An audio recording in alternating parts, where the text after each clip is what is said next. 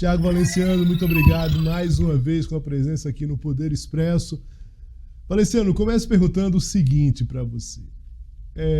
A gente está em meio ainda a uma tragédia, evidentemente que não dá para a gente fazer uma análise política em relação à tragédia, que isso vai entrar no debate político, até porque seria muito precipitado, né, e de certa forma até, vamos dizer assim, irresponsável do ponto de vista de análise política, mas tem uma pauta que está quicando, que eu aqui nos bastidores conversava com você, que é o seguinte: essa pauta ambiental, ela está na agenda política a partir desse desastre.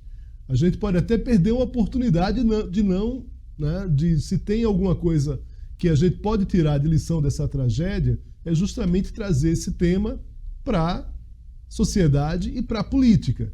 E aí, como extensão, para a própria campanha. A gente está falando agora na campanha direta, na campanha municipal, mas eu penso de uma forma geral.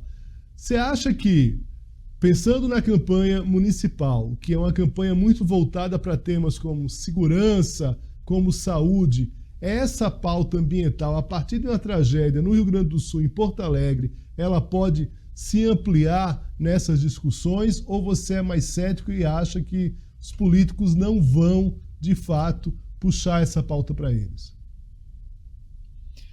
Olá, Leonardo, muito obrigado pelo convite, mais uma vez, a gente conversar aqui no Poder Expresso. Acredito que no aspecto das grandes cidades, metrópoles, capitais e maiores cidades do Brasil, essa pauta faça algum sentido, sim. Até porque as pessoas que vivem nessas cidades, elas ficam preocupadas, elas estão aí tensas com o futuro de cada uma dessas cidades, sobretudo aquelas que são ribeirinhas, que estão próximas aos rios, córregos, nascentes e até mesmo, de certa forma, de algumas matas que podem proteger a cidade ou dar essa continuidade no aspecto ambiental verde de cada um dos municípios. Então, nos maiores municípios, a pauta deve entrar com força, sim, porque a partir do momento que o exemplo de Porto Alegre tem questionado e tem ocasionado essas várias manifestações nas redes sociais, culpando e colocando como responsáveis os governantes que não quiseram ouvir os estudos dos cientistas, ou até mesmo enxergando de certa maneira que os governantes não fizeram nada para conter isso, e aí a gente começa a ver outros locais do mundo em que existe uma preparação para que isso não aconteça.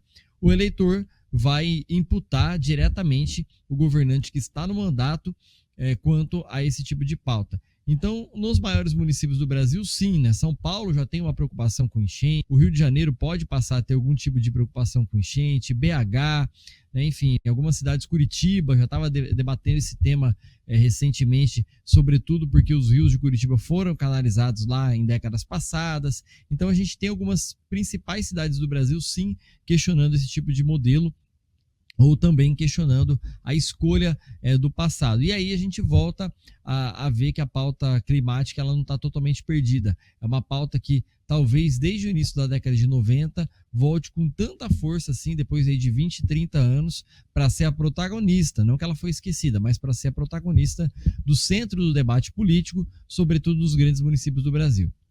Tudo bem. Valenciano, e os políticos os políticos que têm uma pauta ambiental, claro que eles saem na frente, aí a gente está falando de partidos que têm essa pauta mais posicionada, por exemplo. Vamos pensar num representante da política, por exemplo, a ministra Marina Silva. Ela tem essa pauta já é uma pauta que ela leva com ela para onde vai. Mas tem outros políticos, tanto no nível estadual quanto municipal também. Claro que é uma pauta ambiental, infelizmente, ela foi perdendo a importância, como você disse, ela teve uma importância ali há 20 anos, principalmente ali na ECO, né, no Rio, na ECO 92, enfim, a gente está falando aí de mais de 20 anos, efetivamente. Depois ela foi se diluindo ali na política, as pessoas tiveram muito mais outras preocupações ali, como segurança, saúde, educação, e depois a própria polarização política acabou escondendo essa pauta ali em relação aos próprios temas.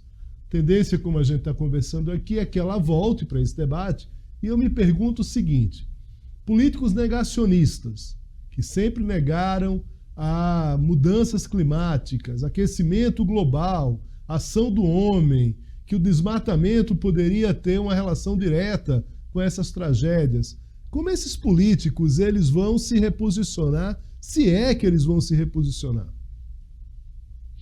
Vão ter que reorganizar o discurso ou pelo menos fazer o meia-culpa em algum momento, né?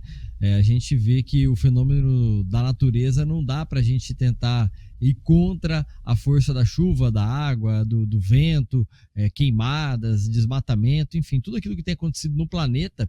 E a gente vê até uma pesquisa da Genial Quest, né? Eles divulgaram uma pesquisa de ontem para hoje, falando que a maior preocupação hoje, o problema ambiental que mais preocupa o brasileiro, com 21%, são as enchentes e as inundações. Depois que vem as zonas de calor, com 16%, para depois vir a falta de água no mundo. Então esse tipo de político vai ter que se reorganizar.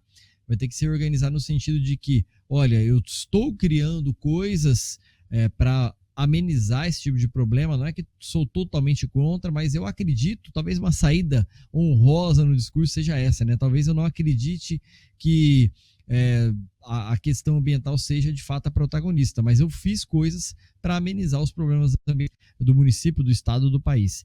Então talvez essa reorganização de discurso, esse reposicionamento de fala possa salvar a vida desses políticos, ainda que a gente esteja no momento de redes sociais, que tudo está gravado na palma da mão do celular e não dá para você apagar simplesmente da internet aquilo que foi dito.